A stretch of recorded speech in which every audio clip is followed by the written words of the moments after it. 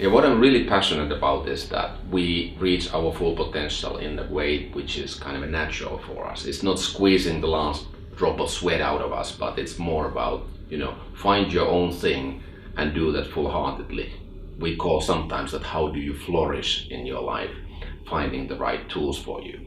And therefore, the tools or speeches or topics that I use quite a bit is that how you change your mindset, how you look at your life, what is holistic well-being, how do you kind of work and live in the modern working society, meaning that how you react to all the triggers that are coming outside of you.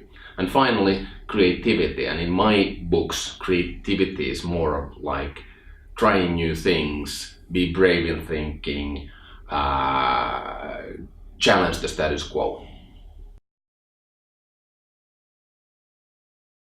Well, we need to grow in 3 areas. We call it 3G, which is like a lame joke for an ex-telecom engineer. But 3 growth areas.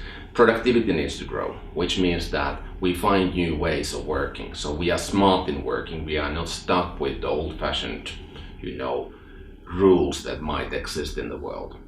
Creativity needs to grow, which means that new ideas, be brave, experiment, use the growth mindset as we call, try something which is not quite comfortable to you. And finally, the energy needs to grow. And energy means your personal energy, which then radiates to your colleagues and friends, which means that you lead yourself, you work hard, but you are not ridiculous in your work, so you take care of yourself. There's lots of proof that by taking care of yourself, your productivity will grow.